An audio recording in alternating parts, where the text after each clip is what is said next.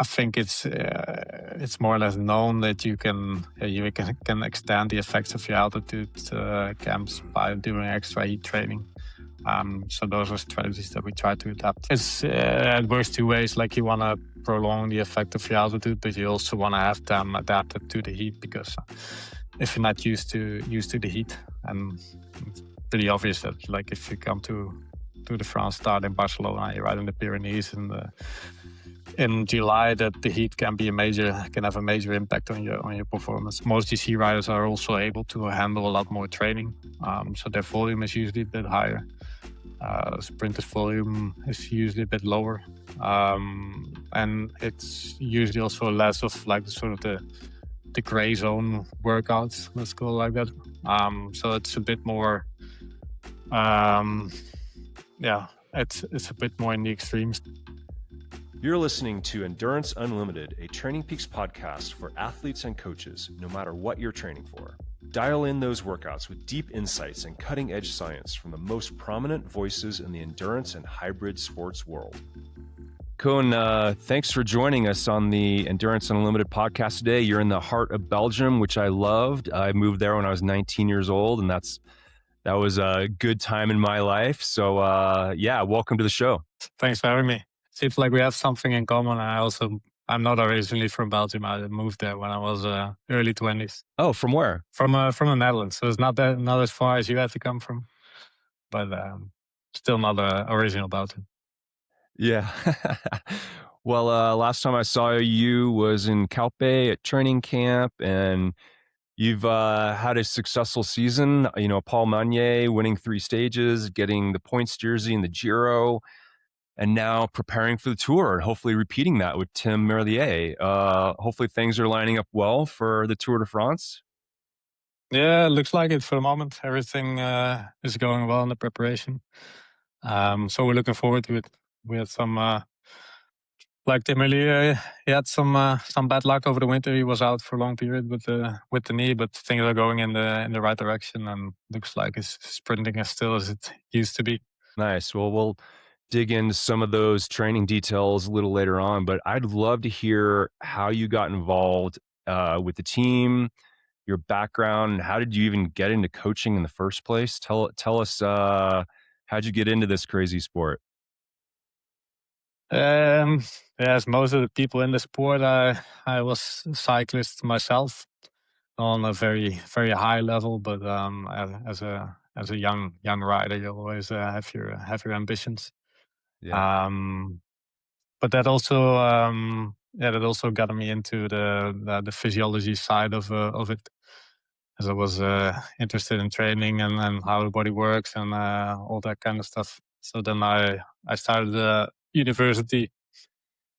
I did movement sciences, as it's called in the Netherlands. Like with a focus on physiology. I did internship in the University of Leuven. That's when I moved to Belgium. There I did my master's thesis in altitude training. They had a center there also to test riders, to coach riders, and other endurance athletes as well. So when I got my master's degree, I could start working there. Then there was just as I started, there was a nice project where we from the university we did the training and coaching of a cycling team, which was Top Sport Vlaanderen at that moment. It was called. How many years ago was this? 2008, I think, season 2008. Right. Pro Conti team. I did that for 4 years. In the meantime, Quickstep was coming over in our center for testing of riders. So I tested their riders as well when they had talents. I did those. So I was a bit in contact with Patrick, with Ivan. So at the moment when they needed a coach in 2012, they asked me if I would like to join the team, and obviously I said yes. Ever since I'm in a team. Wow. Well, you may be the most successful cycling coach in the peloton, given how many, 1,000 plus victories now, has it been for the team? With the team has over 1,000 victories, yeah, but there were many victories also before I joined the team. Well, We you've had been around a long time. That's awesome. I can't wait to hear your perspective on how things have changed. Going back, what is it, 15 years now, as you were a younger student, graduating, doing your research, you start coaching. What did you have to learn as you made that transition from the lab to real world application? What were some of the big takeaways? there's a lot that you need to learn when you start coaching. Of course, you have a little bit of an advantage when you've been a cyclist yourself, and Yeah. back then there was not a lot of I say now there's a lot of coaches around, but back then there was only like one in every team maximum. Yeah. Um, and there was a lot of riders who were not used to having a coach. So that was at that point, I think, the biggest challenge of like getting riders to be used to like following a program and having a sort of a structured way of training. Yeah. Because then many of them weren't used to that kind of stuff, and they would just sort of I say Yeah. they had their On their freedom own. on their own. So that was one of the challenges at the moment. And of course, there's a lot of practical stuff that you don't really learn in college, but then you know a bit about like what you did yourself and as a cyclist. But then there's some more practical things when you get into a team, like things that you have to organize, just practical stuff that you usually don't think about. You have to inform mechanics and one years and sport directors and like how everything works in a cycling Right. team. A lot of small things that you need to learn. But back then, I was quite lucky that when I started with Top Sport, I had the support of some experienced people who were also very well respected in Belgium. Like it was Professor Peter Aspel was an authority in Belgian physiology and in the Belgian sports, especially also in cycling. He was my direct supervisor at that point. Then when we started the project, there was also Paul van den Bos, who was the coach of Sven Nys at that point. He's now Oh, the yeah. coach of Thibaut Nys. So the first half year when we started that project, he was also my supervisor. So it made things a little bit easier when you're like 23, you're a young kid coming out of Yeah. school, and yeah, you have to tell all these old guys that you know what's best for them. And when you have Oh, my Lord. some backup from the old guys, that also that really helped out.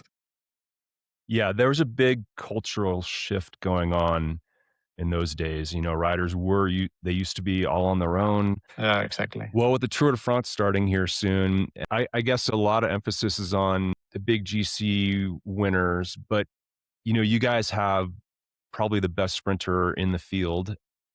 How does a sprinter prepare for the Tour de France?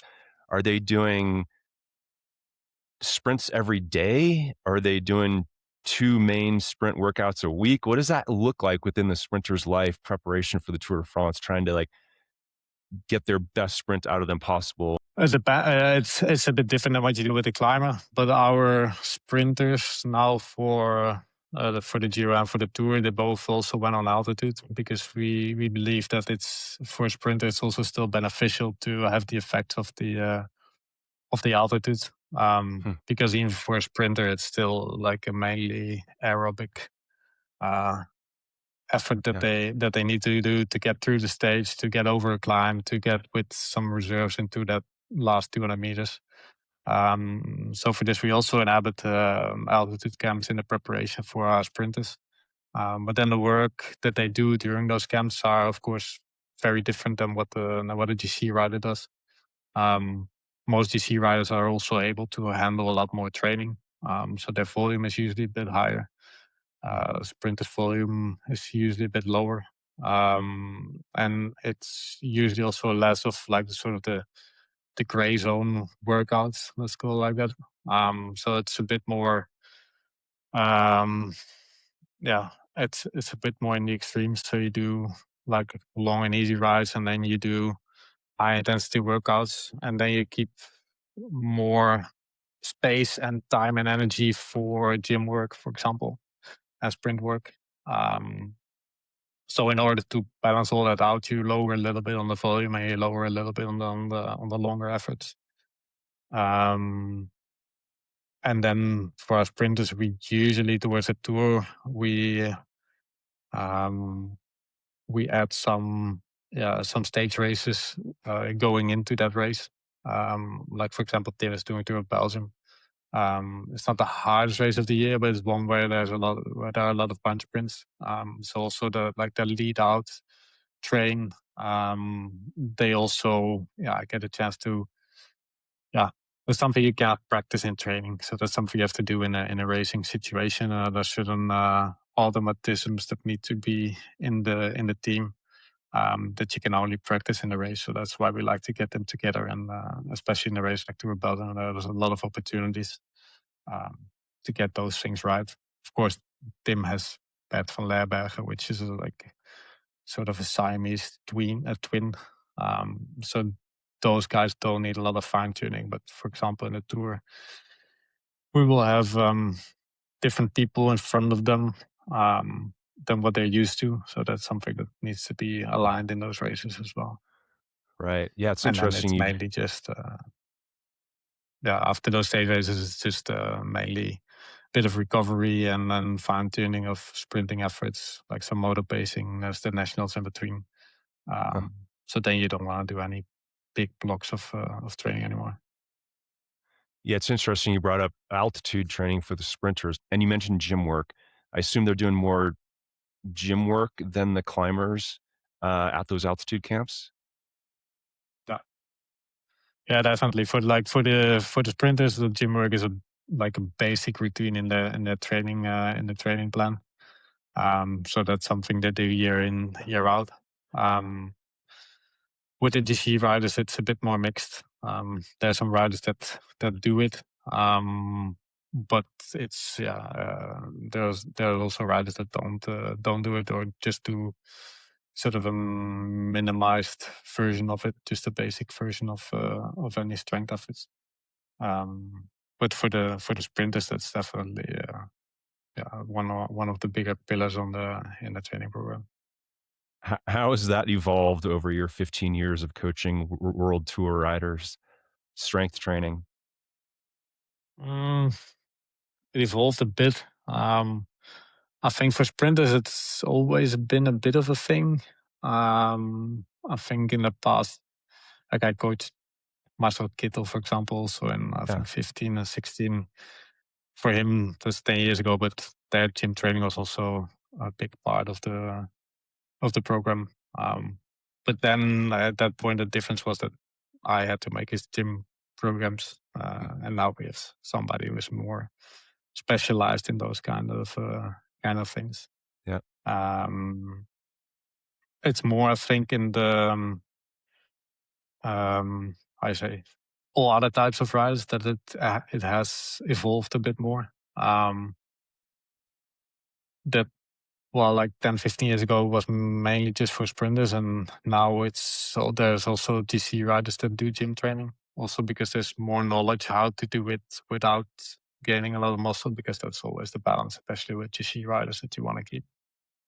Um, and yeah, there's also more time in the cycling season to do those kind of things a bit structured. While in the past, riders went more a bit from race to race, and then it's very difficult to maintain those kind of trainings. And now there are big blocks of training usually in most riders their program, and then it makes more sense to add that kind of training as well. Yeah. Another thing as we prepare for the tour is tapering. So how important is it to show up fresh, and does taper look different for the sprinters versus the climbers? Yeah, definitely. Um, my experience with sprinters is that they need more tapering. Like freshness is more important. for them, probably due to the fiber type, is my assumption. But you feel that they need more tapering. They also need to, like, tapering is also, I think, more important for those short anaerobic bursts than for the aerobic part. So for sprinters, the tapering should be a little bit more extreme than for a GC rider. So that's why, for example, in the case of Tim, then there's Tour of Belgium, but then after Tour of Belgium, there are no big training rides anymore, and then the volume there is quite a bit lower than what it is in the period before. But then, for example, for a GC rider, the taper is, there's also still a taper, but it's a little bit, it's a bit less aggressive. Let's call it like that. And I think most GC riders nowadays also still do some kind of training camp in the period leading up to the tour. Most of them don't do the nationals, so they train a bit more, a bit closer towards the start of the race. Also to have that altitude effect in the third week still, and also because they are able to digest training better than sprinter types. Well, you have another obviously up and coming sprinter being Paul Magnier, who's not doing the tour as we mentioned, but he won 3 stages in the Giro, the points jersey, incredible talent, obviously. How do you think about the development of Paul? Or, I mean, you've worked with many young riders. We're seeing so many young athletes now winning and on the podium. So why are we seeing such great talent rise up so fast in this generation now? And is that scary to you? Are you worried about them peaking too early? How do you manage that? I think there's a big reason. That's because we have another very, very good sprinter, Tim Ali, who's a league on his own in sprints. Which doesn't mean that they could never do the Tour de France together. But at this point, I think doing a Giro had a lot of opportunities for Paul, and I think the Tour is a big goal for Tim. So that's the way that we can balance it pretty well. But the development of Paul has been quite an interesting one, I think, because for example, when he was a junior, he was not really known as a sprinter. He did podium in Classique des Alpes, for example. He was 58 kilos, I think, as a first year junior. So he was a totally different rider than at 16 years old than he is now. And he was sort of a late developer, and he changed physically a lot in the going in his late teens, and he really matured as a sprinter. He was also he was always a bit explosive, of course. It's something that is already there in the genes. But like his muscles grew quite a lot when he aged from 17 to 19, 20 years old. So that you see also if you see his weight related to his peak power, you see there's just almost a linear correlation between that. So it's just like muscularly he grew a lot and relatively late compared to other riders. But that still makes it he has still a nice. He's very explosive, but there's also still a relatively good engine in him. Obviously, he's not a climber, but he's also not a pure sprinter as some of the other sprinters might be. So that makes him a bit more versatile than the typical sprinter. And that's something that we have to balance out now a little bit. And for the moment, his sprinting is very, very good. I think he showed in the Giro that he's world class in sprinting at the moment. But he also has ambitions towards the classics, and of course that's also where our ambition as a team are. So that's something that we want to develop him in as well. And at some point later in his career, that might be a little bit of a balance that you need to find in between building the engine and compromising a little bit of explosivity. but at the moment, that still goes hand in hand. Well, it sounds like you guys are pretty well set up with Tim, and you're going to have a hopefully successful Tour de France. Are you looking at each stage after they finish? What do you do with the data? Tell us what that looks like when a stage finishes. And the tour, I'm present at the race itself, so that makes it a little bit easier. But usually we make a daily report then with an overview of what the riders did, to give a bit of an indication of like who gave the biggest efforts over the day, like how was their heart rate responding, just how was the overall strain of the stage, those kind of things, and we keep it in a sort of a simplified overview so that it presents a bit of the truth, but it's also still understandable for the sport directors. So we make like sort of a quick overview of the day. This was their level based on their own standards. They are not 100% of what they are able to do before, or not, or lower, or they're achieving new power outputs that they weren't able to do before. So we put it in a percentage, and then we make a graph of like maximum heart rate, how that is compared to their normal maximum heart rate. Also over different durations, if that's interesting. Okay. For example, in a mountain stage, usually they don't really get their peak heart rates anymore, just because the duration of the effort is just so long.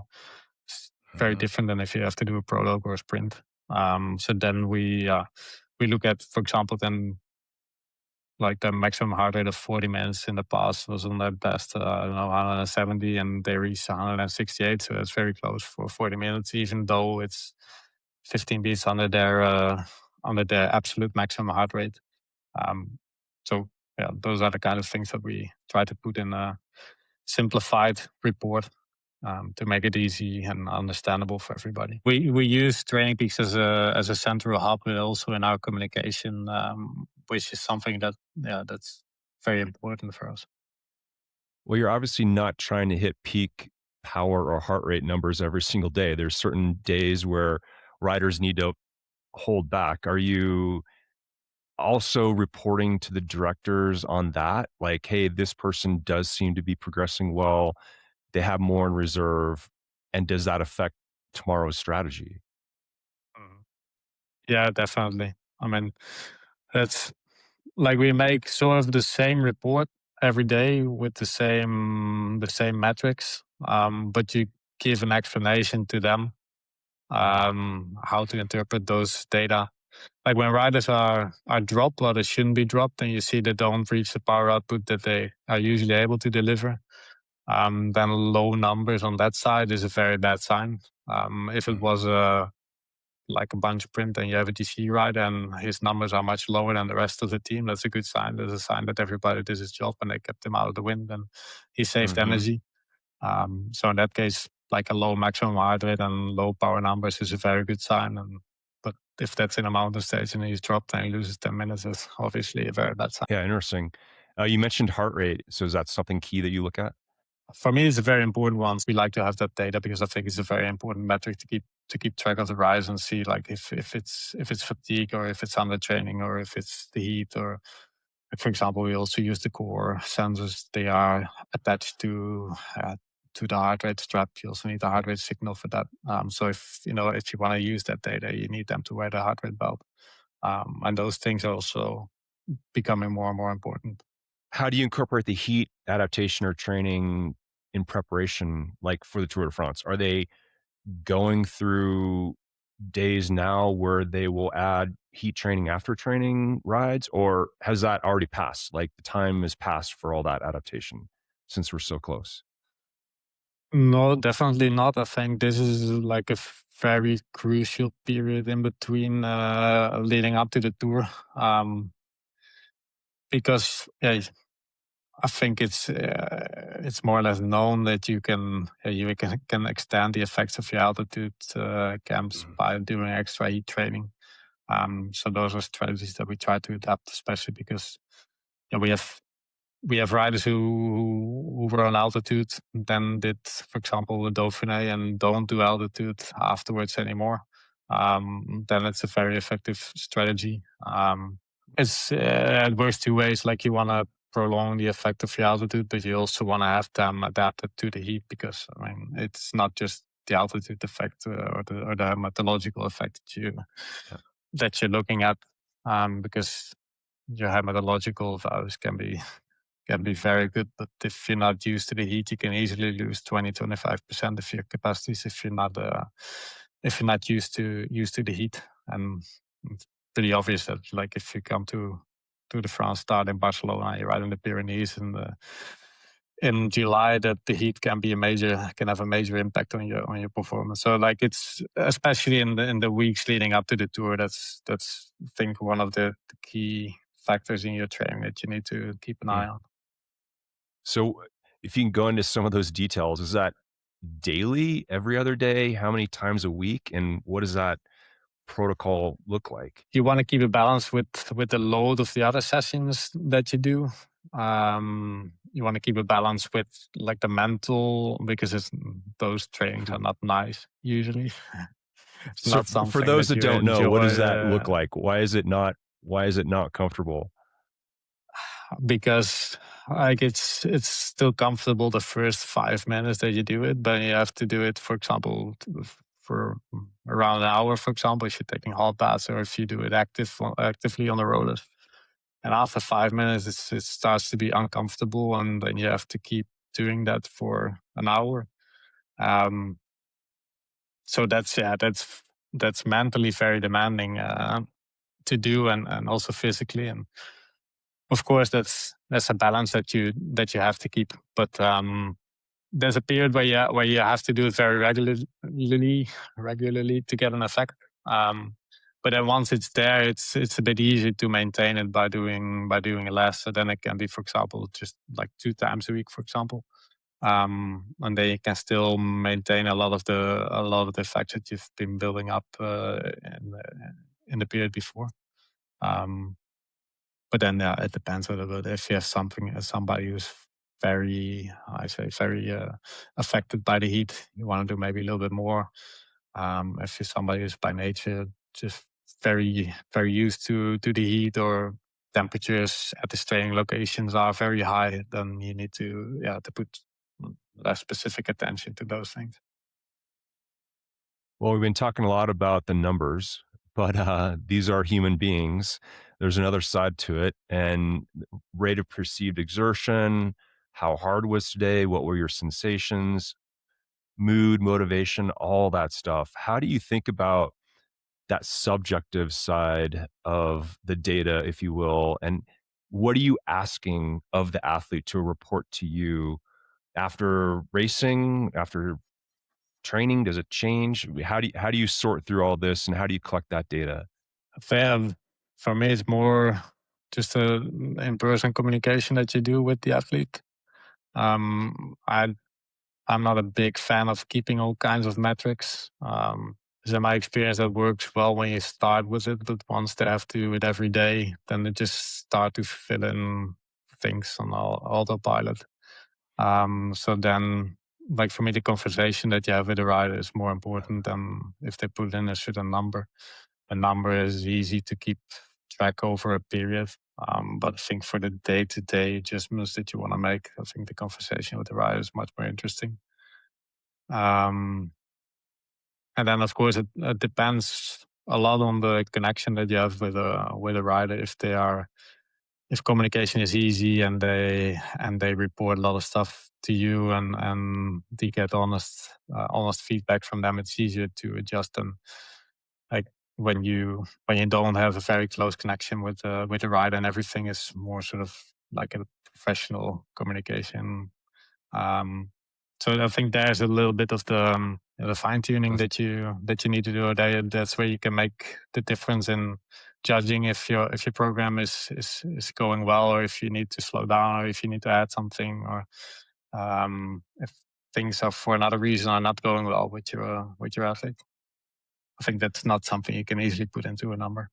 Yeah, you can get a lot out of voice, like tone, and how someone sounds and what they're saying. You can really see how the recovery is going. When you think about recovery and the demands of the workouts that you're planning, how far out are you actually planning? And then how often are you making changes to that plan? Yeah, of course, you make a long-term plan when you know the goals and you know where you want to work on, and you know how you want to go there. Um, but then the real like day-to-day training is usually more or less a week, I think, Okay. that Yep. I put it for the riders. Um, Also because I want to be able to adjust training when I feel that's necessary. And of course, sometimes like you go in between two stage races and there's 2 weeks in between. Um, yeah, then you give a program for 2 weeks because they want to know how those 2 weeks look like. But Mm-hmm. when it's very crucial, I tend to shorten that a little bit in order to be able to change things as I feel is appropriate. Um, because also sometimes if you put something on a program and you change it, then it might make riders insecure. Um, because if you then they get the impression like something is going wrong and they're making changes while Mm-hmm. it's not necessarily just that something is wrong. It's just going a bit different than what you expected a week ago. It can be very small things. So that's why I like to like, especially when it's a crucial period, to keep it relatively short. Yeah. I'd love to know, are you giving the rider any capability to make decisions within the workout itself? Are you giving them like a range? Usually, like the structure of the training is fixed. But Yeah. then, in the workout itself, you give them sort of instructions of like how it should feel. There's a range of power output. They can go to the higher side. They can go a little bit to the lower side, depending on how they feel. Um, and that's also important, I think, because like sometimes you have riders and they just have a certain number in their head. They start Uh-huh. the effort and they feel it's too hard, they cannot do it, and then they stop the entire exercise, and then the whole training is done. Sometimes that's also what they need to do, but they need to understand that um, that should be the case only because yeah, because the reason why they could not finish that workout is because they were too tired or they were not ready for it. And it should not be the case that maybe the power was just a little bit higher than what we expected for them to be able to handle. Then you still want them to do the workout, even if it's like if it's not on 480 watts and you do them at 460, is also fine as long as it's like the intention of the training is still what you had in mind. Well, I mean, for me as a coach, it doesn't really matter if they do like a slightly lower power output and then a bit more in the recovery phase than what you have on the program, as long as it's with the same intensity and the same overall stress that you want to put on the body. Um, Mm. that's fine for me. But sometimes they forget that part and then just look at what they need to do. So you want your risers to understand that there should be a range that they can play with. Do you ever have to hold riders back? I mean, if you're giving them the threshold training and they're always trying to push it, do you have to like pull them back down and say you overdid it today? Yeah, because like it all depends on what the intention is of the training. And if you didn't have the intention of like really wearing them out, but it just needed to be like just a tough ride, like a hard work, but not really on the limit. And then they go sort of all out just to do more power, just to prove what they're capable of. And of course, you're not training what you're trying to train. You're not triggering what you're trying to trigger, and you're not giving the load that you want to put on the body at that point.